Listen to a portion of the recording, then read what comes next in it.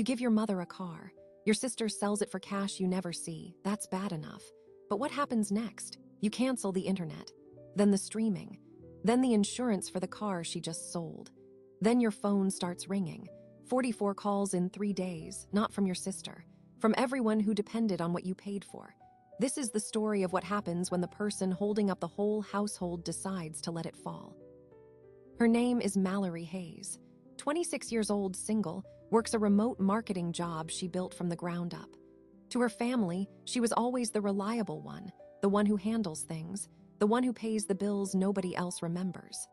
The car she gave her mother was supposed to be a gesture of love. Instead, it became a receipt for everything they thought she owed them. This is not just a story about a stolen car.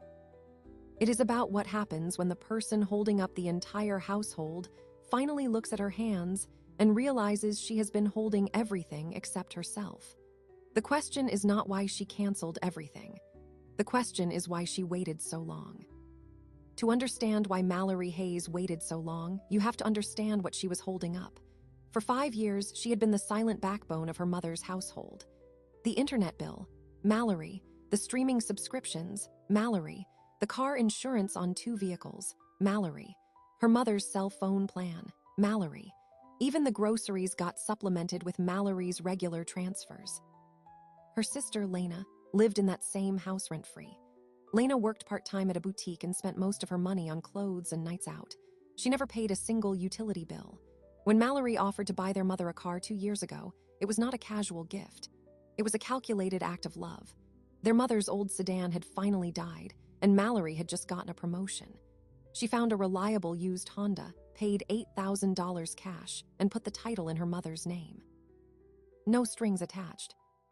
But strings always exist in families like this. The problem started the moment the car sat in the driveway.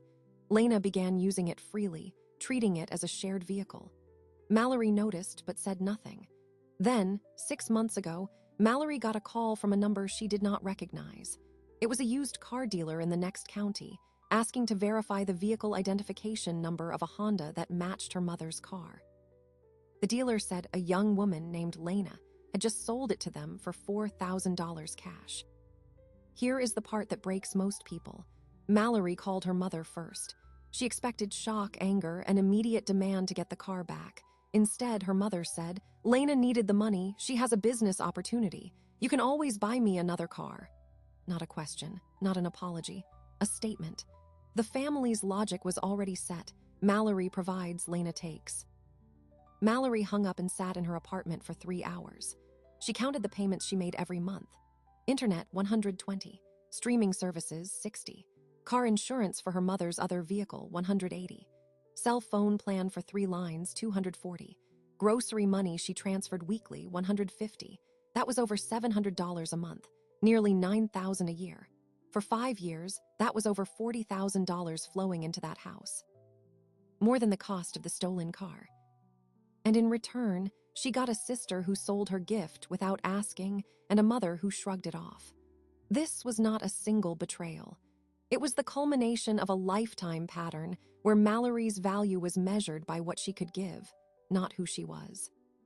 The next 48 hours changed everything. Mallory did not call her sister. She did not argue with her mother. She opened her banking app and started canceling. She canceled the internet first, then the streaming. Then she called the insurance company and removed her name and her payment from the policy. She switched her own phone number to a new plan under her name only, leaving her mother and sister's lines to die. She did not warn them. She did not explain. The first they knew of it was when the Wi-Fi stopped working. Then the TV went dark. Then the insurance card was no longer valid. Then the phone calls started. 1 call, 5 calls, 15. By the 3rd day, 44 missed calls from her mother, her sister, her aunt, her cousin, even a neighbor. They were not calling to apologize. They were calling because they needed her to turn everything back on. They were calling because without her, the household could not function. But Mallory had already made a decision that night. She sat in her apartment counting the numbers. She was done calculating what she owed them. She was done being the one who carries everything. The question was not why she waited so long. The question was what she would do when the 44th call finally came, because make no mistake, it was coming. And when it did, Mallory Hayes answered. The 44th call came at 9:14 on the third night. Mallory let it ring twice, then answered. She did not say hello. She just waited. On the other end, her mother's voice was tight, the kind of controlled fury that had always preceded guilt trips. Mallory, the internet is off. The TV is off. The insurance for my car is canceled. And my phone is dead. I had to borrow my neighbor's phone to call you. What did you do? Mallory kept her voice even. I stopped paying for things that no longer belong to me. A pause, then her mother's voice cracked. You're punishing your own family over a car that Lena needed to sell for her future. That car was a gift to you. You let her sell it without telling me. You defended her, so I stopped being the bank. The conversation went nowhere. Her mother repeated the same script. Family helps family, Lena had potential, Mallory was being dramatic. Then she dropped the line that changed everything. If you're not going to be part of this family, then you're not getting a single thing from your grandmother's estate. I'll make sure of it. Mallory froze. Her grandmother had passed 6 months earlier. There was an estate. She had never been told. No reading of the will, no mention of any inheritance, just silence. Her mother had kept it hidden, assuming Mallory would never find out. But in the heat of the argument, the secret slipped out. What estate? Mallory asked. Her mother's voice faltered. It's nothing, just some old jewelry and furniture, not worth getting worked up over. But Mallory knew her grandmother. She had been a retired school teacher who owned her house outright and had a small but careful savings account. The day after that call, Mallory drove to the county courthouse. She pulled the probate file for her grandmother's estate. What she found made her stomach drop. Her grandmother's will had been filed 2 months ago. It left a modest inheritance split equally among all 3 grandchildren, Mallory, Lena, and a younger cousin. The estate was valued at $97,000, mostly from the sale of the house. But according to the court documents, Lena had signed over her share to their mother, and their mother had distributed the money to Lena anyway, plus a chunk to herself, leaving nothing for Mallory. The paperwork was technically legal because the will did not explicitly bar reassignment, but it was a clear, calculated betrayal. Mallory now had 2 fires to handle, the stolen car sale and the hidden inheritance. She could not fight both at once without evidence, so she did something smart. She recorded every conversation from that point forward, every call, every voicemail, every text. She also pulled bank records showing 5 years of payments to her mother's household, over $40,000 in documented support. But the family did not know she had the probate file. They only knew the services were off, and they were desperate. The second wave of calls started the next morning, but this time the tone had shifted. Instead of anger, they tried guilt. Lena called, crying, "You're destroying Mom. She can't function without the internet. She does her banking online." Mallory said nothing about the estate. She simply replied, "Then she can use the $4,000 you got for the car to pay for internet." Lena's crying stopped. "That money is for my business. You don't understand." "I understand that you sold a car that wasn't yours to sell. And I understand that Grandma left all 3 of us an inheritance, but somehow I got 0. Explain that." Silence, then Lena hung up. By the end of the week, Mallory had documented 17 calls, 12 texts, and 1 surprise visit from her mother at her apartment. Her mother showed up holding a binder of receipts. "Look at everything I've done for you," she said, flipping pages. "I raised you. I paid for your school clothes. I cooked your meals." Mallory scanned the binder. It was a collection of 20-year-old receipts. Grocery store slips from 2004, a receipt for a winter coat from 2006, nothing from the past 5 years, nothing showing the $40,000 Mallory had sent. Her mother was trying to rewrite history with paper scraps. That night, Mallory made a decision. She would not confront them about the estate directly. Not yet. Instead, she would let the silence do the work. She would let the household crumble. And when they came crawling back, she would have every piece of paper, every recording, every bank statement ready. The family's next move came 3 days later. A certified letter arrived at Mallory's door. It was from a lawyer representing her mother. The letter demanded that Mallory reinstate all canceled services within 7 days, citing financial abandonment of a dependent family member. It threatened legal action for emotional distress and intentional infliction of harm. Mallory read the letter twice. Then she laughed. She picked up the phone and called the lawyer's number listed on the letterhead. The receptionist answered. Mallory said, "This is Mallory Hayes. I received a demand letter from your office. Before you send anything else, I have a probate file and a police report regarding a stolen vehicle that I would like your client to explain. Please have your attorney call me directly." She hung up and waited. 2 hours later, her mother called. The tone was completely different now, not angry, scared. "Mallory, honey, let's talk about this. We can work it out. The estate thing was a misunderstanding. I was going to tell you when the time was right." "The time was right 6 months ago when Grandma died," Mallory replied. "You chose to hide it. You chose to give my share to Lena. So now I choose to let you figure out your own bills." She did not say it, but she was already 2 steps ahead. She had filed a police report about the stolen car. The officer had taken her statement and said the case would be reviewed. If they pursued charges, Lena could face felony theft for selling a vehicle that did not belong to her. Mallory had not yet decided whether to press charges, but she had the report ready.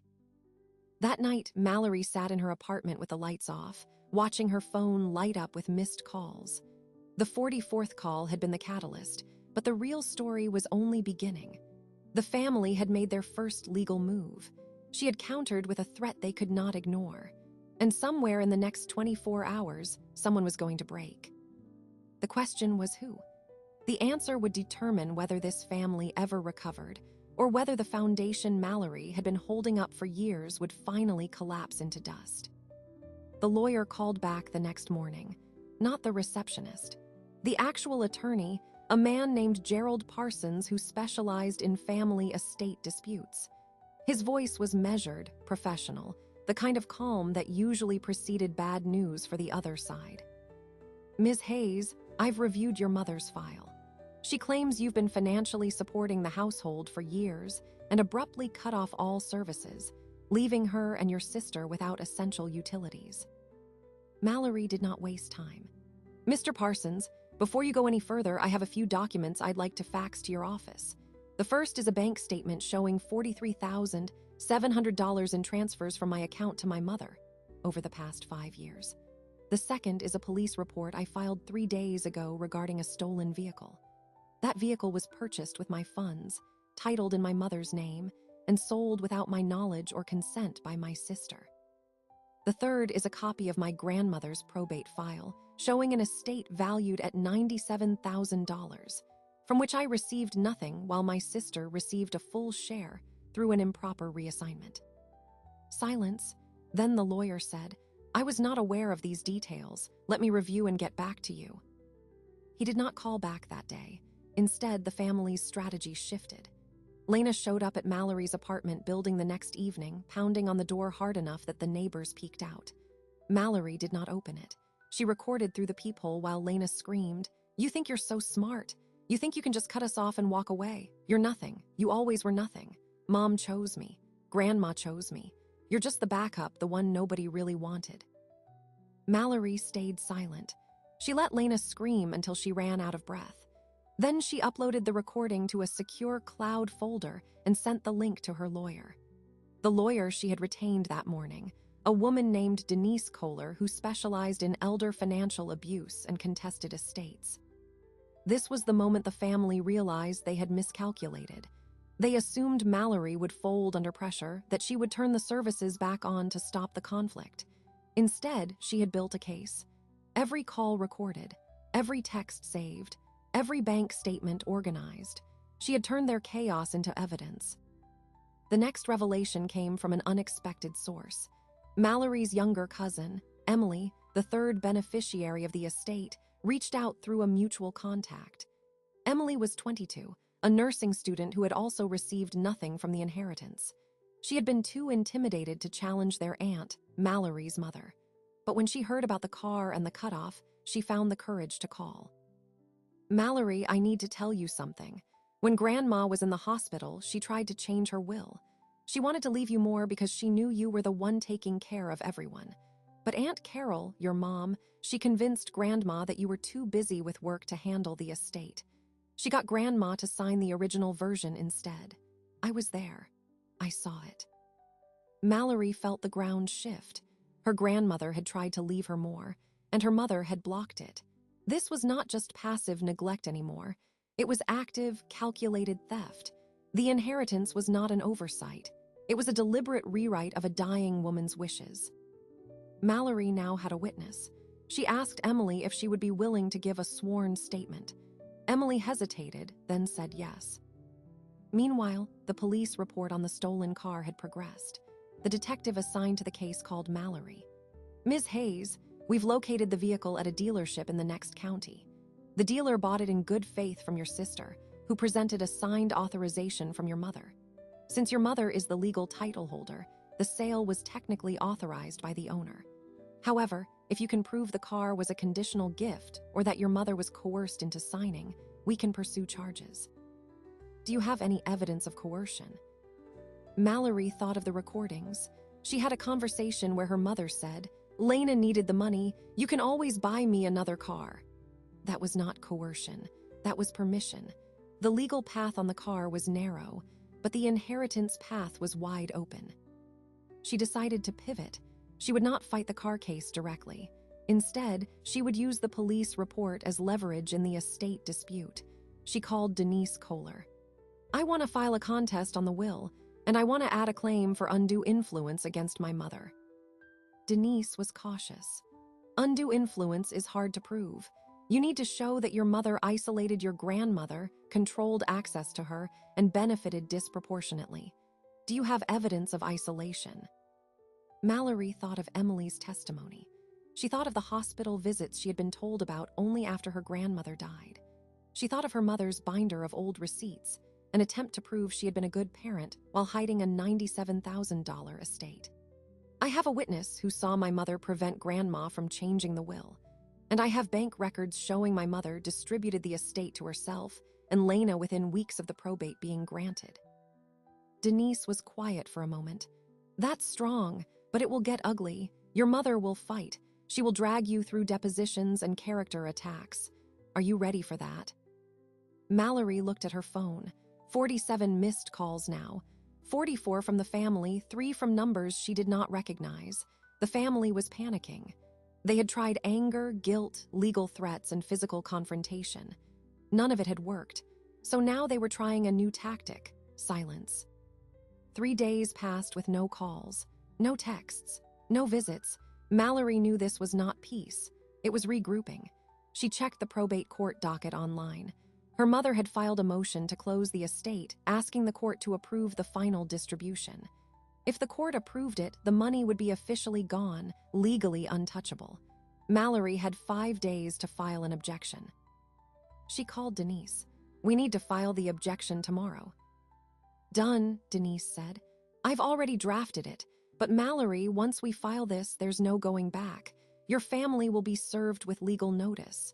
The judge will schedule a hearing. This becomes public record. Are you prepared for everyone to know what happened?" Mallory thought of the bus. She thought of the graduation ceremony. She thought of the 44 calls. She thought of her grandmother's last wish, blocked by her own mother. "File it."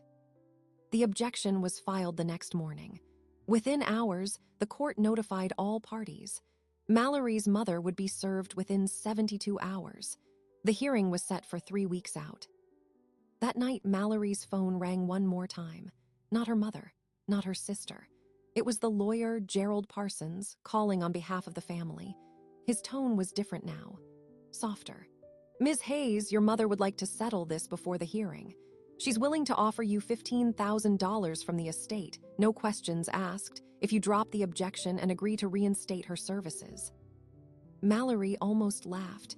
15,000. Her grandmother had left 97,000. Her mother had already taken a large share for herself and given Lena a full portion. 15,000 was a bribe, not an offer.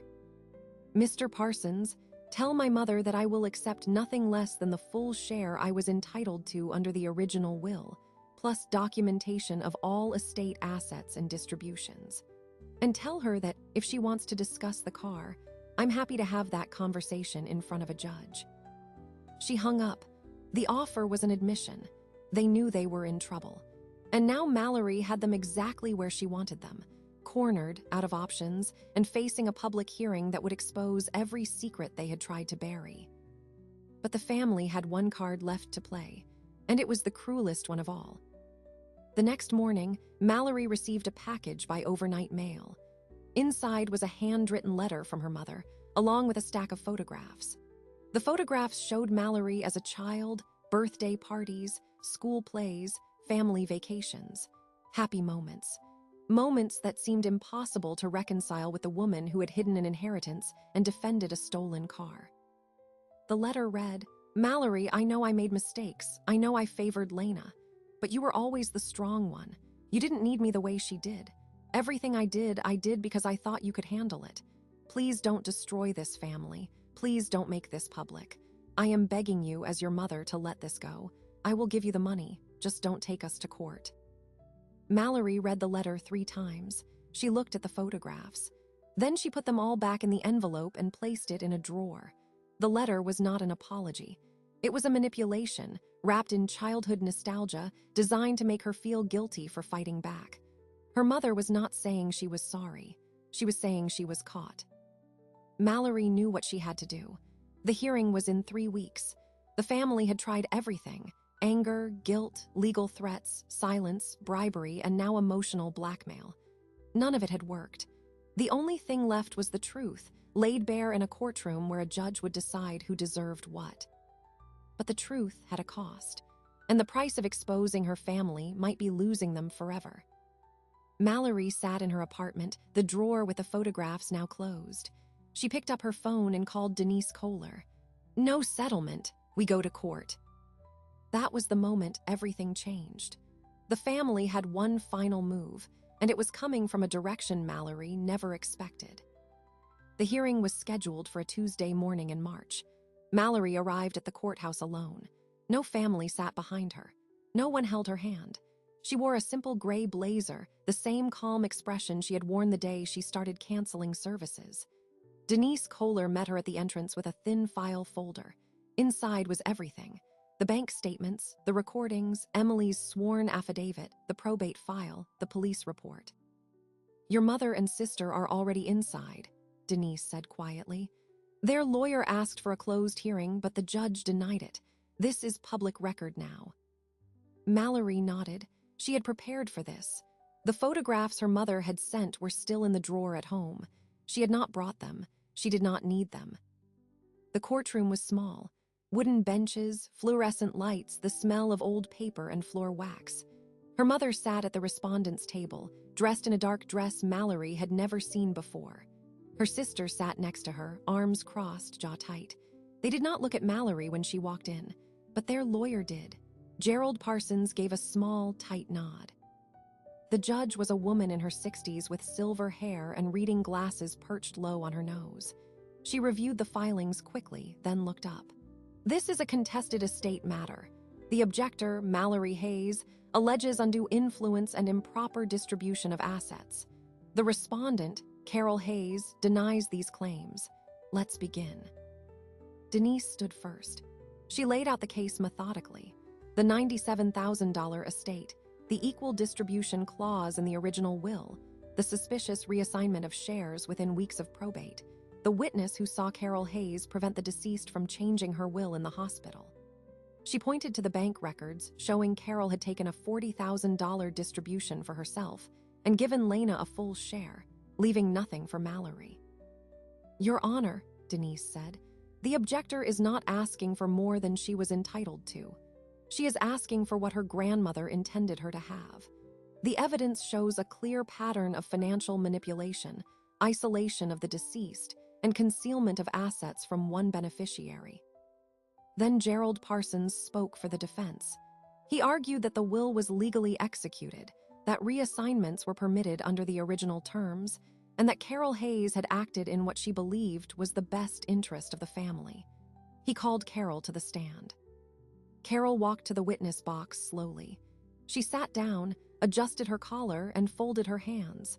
The judge asked her to state her name and relationship. Then Denise began cross-examination.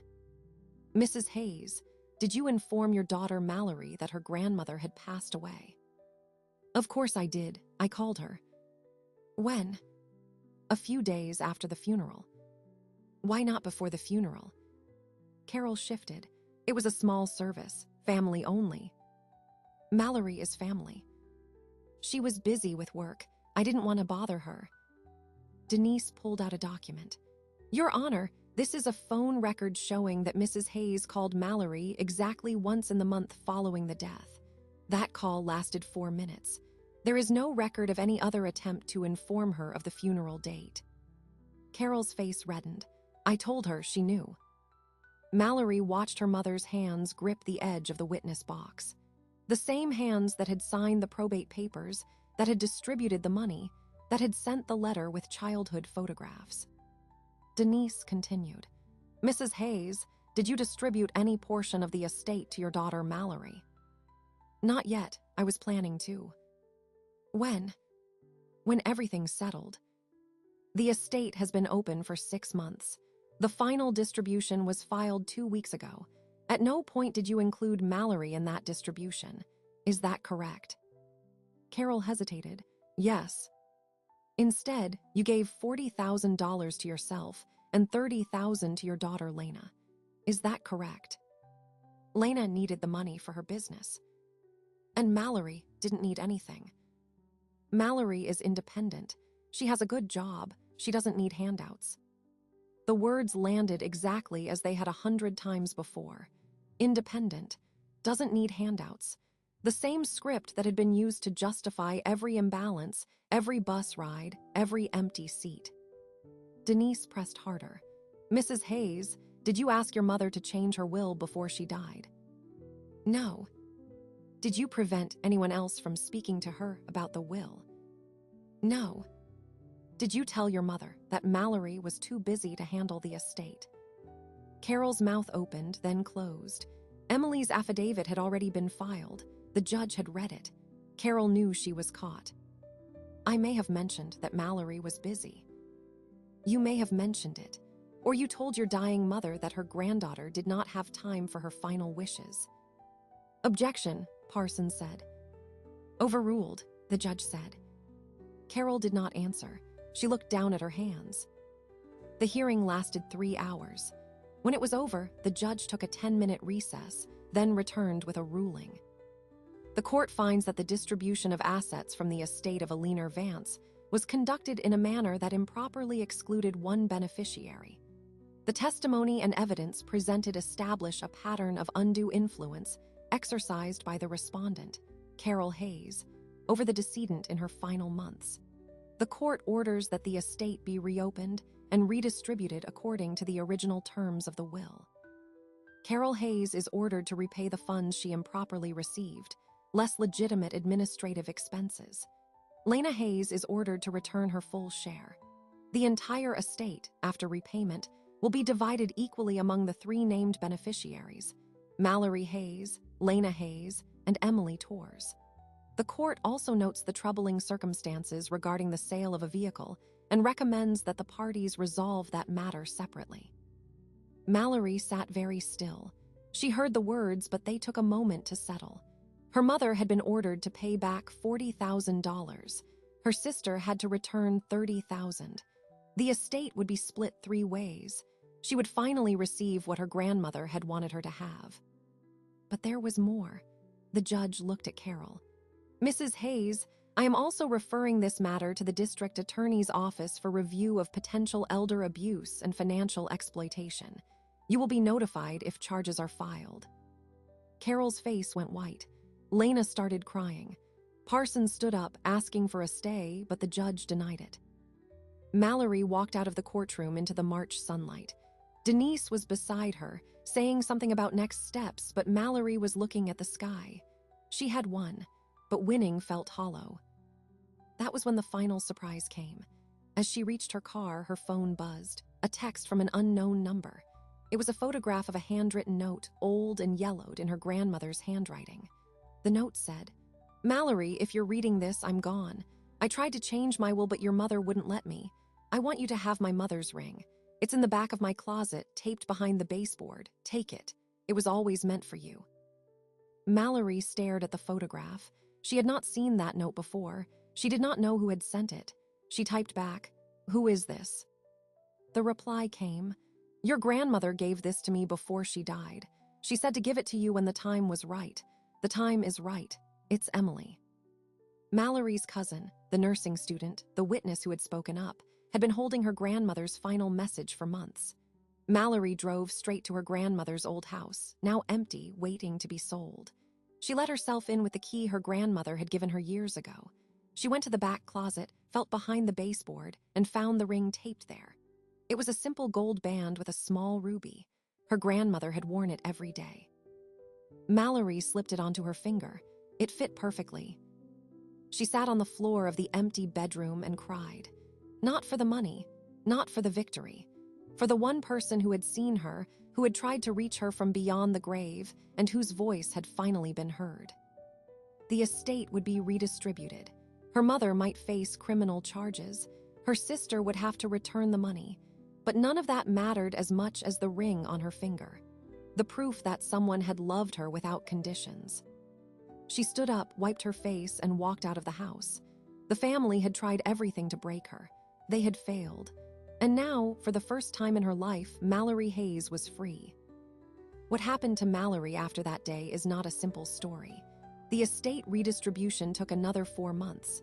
Her mother did not face criminal charges, but the referrals stayed on record, a permanent mark. Lena returned her share of the money, but refused to speak to Mallory again. Their mother sent one final letter, not an apology, but a request to meet for coffee. Mallory never responded. The ring stayed on her finger. She wore it every day, a quiet reminder that someone had seen her clearly, even when everyone else looked away. Here is the part that stays with you. Mallory did not become rich from the estate. Her share came to just over $32,000 after legal fees. She used most of it to pay off her student loans.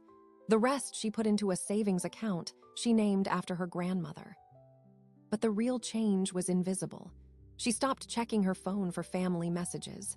She stopped bracing for the next demand. She stopped measuring her worth by how much she could provide. The 44 calls stopped coming. Eventually, the numbers faded from her call log. Mallory still works in marketing. She got promoted twice in the 2 years since the hearing. She lives in the same apartment, but it feels bigger now. She took up painting, something her grandmother used to do. On weekends, she drives to the mountains alone just to sit and watch the sky. Her story raises a question that does not have an easy answer. When do you stop fighting for a family that was never fighting for you? When do you accept that the distance between you is not a failure but a necessary boundary? Mallory did not find a way to reconcile. She found a way to stop needing reconciliation at all. If this story reached you on a day when you are holding up a household that does not hold you back, hear this. The people who benefit from your silence will always call your voice a betrayal. But the people who truly see you will have no reason to fear the truth. Thanks for watching. If this story landed with you, share it with someone who needs permission to stop carrying the weight alone. Subscribe for more stories built on real choices and hard truths. And remember, sometimes the bravest thing you can do is walk away from a table where you are only invited to pay the bill.